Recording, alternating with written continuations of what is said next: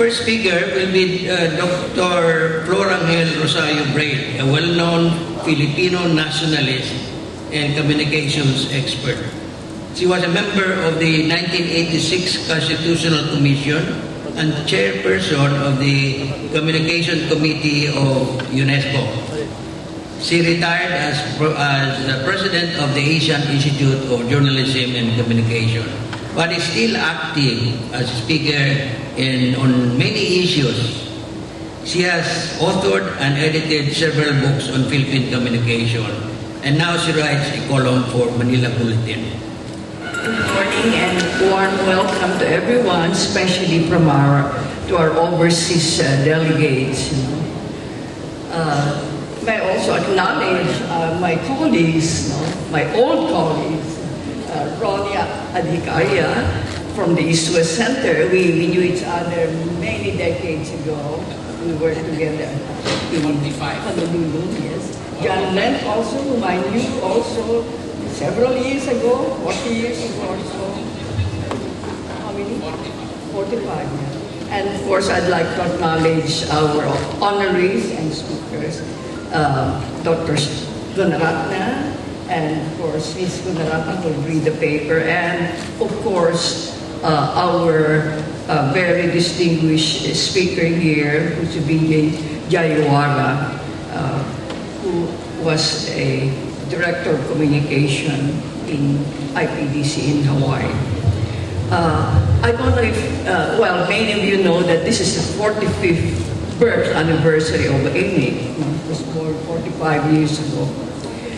But also, 45 years ago, our country declared martial law, and a week ago, many of our countrymen protested in rallies all over the country, protesting among many for violation of human rights, including the freedom of expression. And today, well, AMIC, on the other hand, was born 45 years ago and is in pursuit of the vision of also providing an environment for human rights and media expression. So that's landmark. Then also, I'd like, on a personal note, several years ago in 1980, in the early 80s, I worked with the Ateneo, Mary Law, then Miriam, closed-circuit television, and the use of television for instruction in secondary schools, the first pioneering effort in the Philippines. And of course, also several decades later, I taught at the graduate school of then now Miriam College. Now let me now go to my presentation, which is first examining the Asian environment of communication. One can only skim the surface of the enormous challenges going on, but this we must do as communicators with the aspiration of helping facilitate the smooth transition and transformation in our society. But this responsibility, which is daunting indeed, can only be done with a greater understanding of the developments in the Asia-Pacific region, which include, among others, rapid urbanization and growth of cities, but growing disparities between the center and the periphery, rising population, aging population, which puts a strain on the capacity of our infrastructure, the movement of people from rural to urban and migration to other countries, post-globalization, and of course, twin force of indigenization. And in globalization, we have the, of course, regional cooperation through ASEAN and ASEAN and APIC, which requires greater independence, cooperation, and collaboration. And amidst this, the growth of the new information of technology and its use in economy, political life, and social life. Consumer election practices, learning systems, assertion of identity, and governance. Growth of big business like monopolies and oligarchy in media ICT ownership. Then from traditional mass media to computer-mediated media, where convergence has blurred the differences between traditional media, radio, TV, and print. Climate change, which we know is making a great impact on many fragile and vulnerable communities, especially in the Pacific Islands. And emergence of resource and territorial conflict in the South China Sea, terrorism from non-state actors like ISIS, Abu Sayyaf, Taliban, and threats from the drug menace, pandemics, AIDS, health concerns, human trafficking, gender and ethnic discrimination, children at risk, environmental deterioration, lessened confidence in formal authority, alienation and loss of identity, growing disparities between social groups, and deepening poverty in the marginalized groups. These developments all require a restructuring of social, economic, and political institutions. They're altering the way governments are being governed, such as increased participation between state and non-state actors. The architecture of infrastructure development needs to be redesigned to accommodate rising population and rural-urban migration, and more employment opportunities need to be created. This all require the intervention of communication and media. Information technology, as we know, has changed governance through e-consultation between government and citizenry, and policy making is becoming a more constructive process, therefore. Information technology is changing voting practices and behavior. E-commerce has altered consumer behavior, and with ICT, learning systems are being redesigned to make learning oriented towards self-team learning or via distance learning. Computers, smartphones, mobile technologies, among others, are changing not only the way people interact, but the way their lifestyles, work styles today. And all these changes require shifts, among others, the restructuring of our academic and professional education and training, and of course, training and of curriculum with links in disciplines such as management and governance, economics, political science, humanities, and information science. With this, media and information literacy is seen as a very critical competency. On governance, there's a shift in multilateralism, which implies need for greater transparency and accountability. We are all now a global society, and amidst these trends, also we see the growing populism and authoritarianism, which means that communication must exert effort towards ensuring that we return to democratic modes of governance characterized by mutuality and consultation. Now, also there's an emphasis now on not only on traditional state-to-state security or national security, but towards non-traditional security because of the threats from non-state actors. All of these, again, are areas that require a greater emphasis on redesigning our communication strategies. The growing disparities between the center and marginalized groups require search for alternative measures of economic progress beyond GDPs. And therefore, we are happy that we are going to hear from a delegate from Bhutan on gross national happiness, because this is attracting widespread interest, requires a great deal of communication support. The alarming worldwide trend towards fake news, hate news, alternative facts threatens freedom of information. How could we now navigate this terrain without turning towards media censorship? How can we educate the public to become more discerning and critical? Thus, we're left with more questions than answers.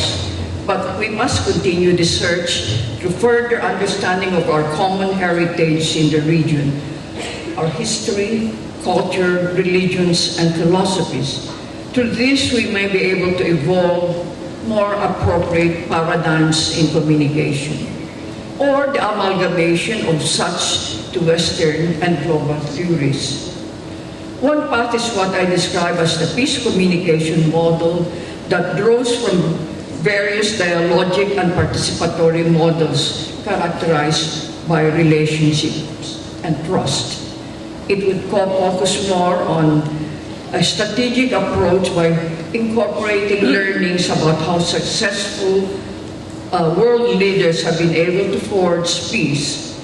Gandhi through his Satyagraha or truth force, Mandela and his use of unorthodox ways of fighting apartheid and winning the hearts of the other side, and the old religious existentialists, Paul Tillich, Tim Rienbohr, and others, who argued for greater openness, empathy, and acceptance of the other.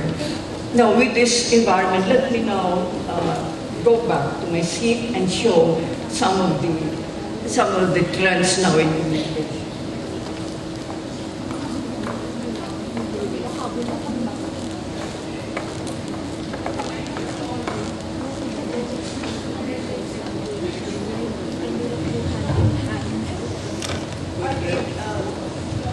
Five decades. In my paper, I have 5 decades of communication. This is very quickly because of time constraint. Decade of 70s Renaissance, World Information Order, theory building by Western scholars. We all know them. Establishment of Asian centers of education, linkage, experiments, and satellite communication. And well, we go to the next.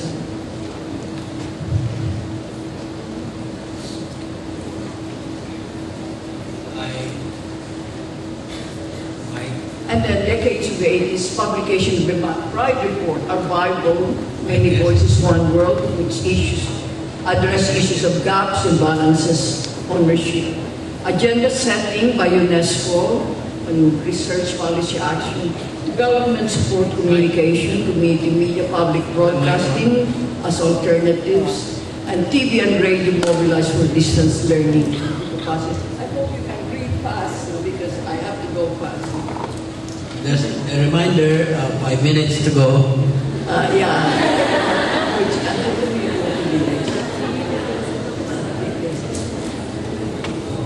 Next, that Knowledge Society, Information Technology and Business Processing, World Press Freedom Day, and then number of surveys showing media freedom, state of media freedom, and then policy issues, access to information, media ownership, experiments in use of ICT, internet cafes, media for life.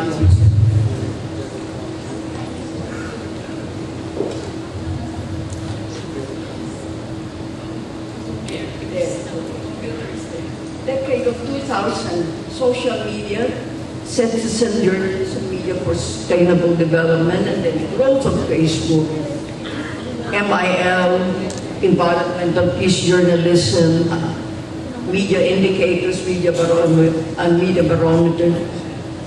issues on safety of journalists, extrajudicial killings and impunity, media for disaster mitigation.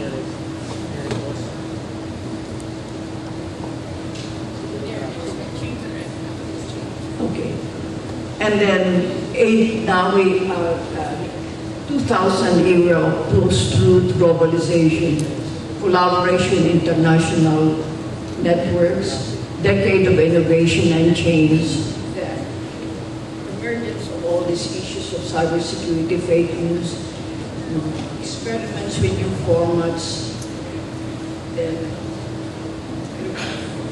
and revisiting legal frameworks, which we need to revisit because sometimes the laws on libel is now passé.